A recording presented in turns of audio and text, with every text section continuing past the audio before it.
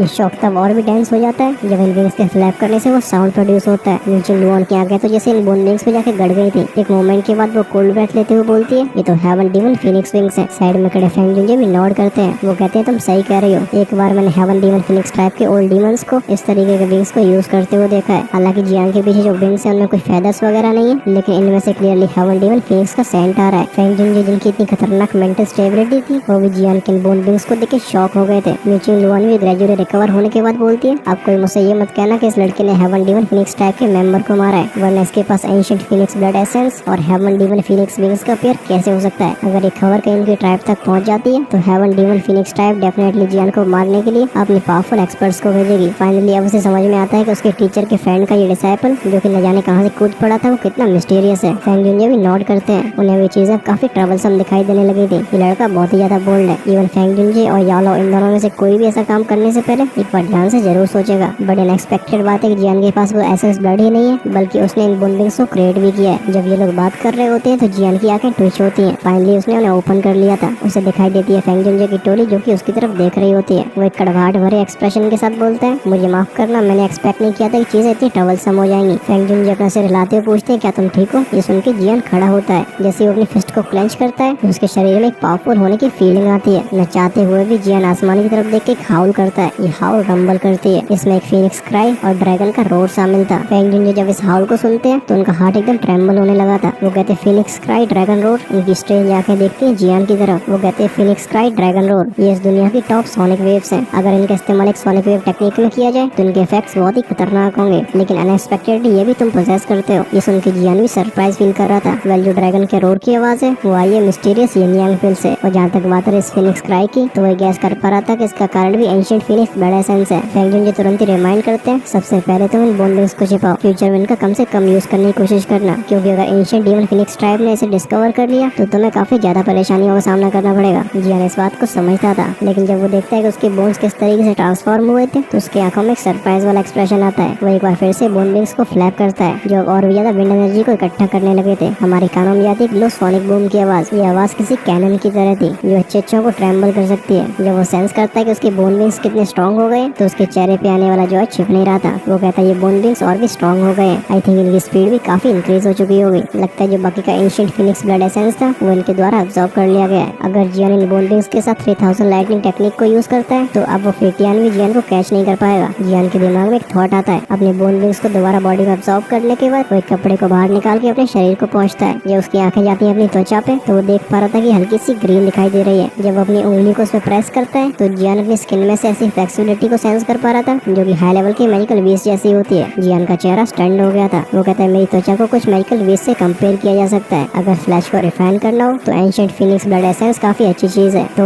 अगर मैं इसे थोड़ा और ले लेता हूँ, कहीं मैं पूरी तरीके से मेडिकल वेस्ट न बन जाऊँ। ये कहने के बाद जियान हंसने लगा था। ऑल्दो उसकी दूरी की इंक्रीज नहीं हुई है, लेकिन उसकी फिजिकल स्ट्रेंथ राइज कर गई है। दूसरे शब्दों में कहा जाए तो उसकी एंड्योरेंस भी काफी खतरनाक लेवल पर जा चुकी है। अब जब वो फ्यूचर में किसी से हेड ऑन फाइट करेगा तो जियान के एडवांटेज में आने के ज्यादा चांसेस हैं। जब फेंगलिन जी जियान की बॉडी को काफी डिटेल तरीके से चेक करते हैं तो उन्हें कुछ भी गलत सेंस नहीं होता। हम उनके चेहरे पे एक रिलीफ वाले एक्सप्रेशन को आते हुए देखते हैं। इमीडिएटली वो जियान को देख के एक स्माइल के साथ कहते हैं, लिटिल फेलो क्योंकि तुम अब सही हो, तो क्या तुम अपने टीचर के बारे में मुझे बता सकते हो? क्या कि वो कहाँ पे? फेंगलिन जी के इस क्वेश्चन को सुन के जियान के चेहरे से वो स्माइल गायब हो जाती है। हम उसकी फिस्ट को क्लेंच होते हुए देखते हैं। अब आगे क्या होने वाला है तुम थोड़ा सा गैस तो कर ही सकते हो। क्या जो गैस कर रहे हो ना वो कमेंट्स में जरूर बताना, लेकिन स्पॉयलर्स वाले प्लीज दूर रहना। साथ ही में तुम्हें एपिसोड कैसा लगा कमेंट्स में जरूर लिखना। और नेक्स्ट पार्ट ही बहुत फाड़ू होने वाला है। शुरुआत में तो तुम गैस कर ही सकते हो क्या होगा, लेकिन स्पॉइलर ये है कि अब समय आ गया पिल रीजन की तरफ जाने का। और लास्ट वाला सरप्राइज तो मैं छिपा के ही रखूंगा, वो तो जब नेक्स्ट एपिसोड आएगा तभी तुम देख पाओगे। ऑफ कोर्स अगर आज 7000 लाइक्स कंप्लीट हो जाते हैं तो फिर ये एपिसोड शाम को देखने को मिल जाएगा। आई नो टास्क हार्ड है, लेकिन भाई मैं भी तो हार्ड वर्क कर रहा हूँ ना। तुम्हें तो बस लाइक प्रेस करना है। तुम्हारे इस एक्शन से मुझे मालूम पड़ जाएगा कि तुम मुझे कितना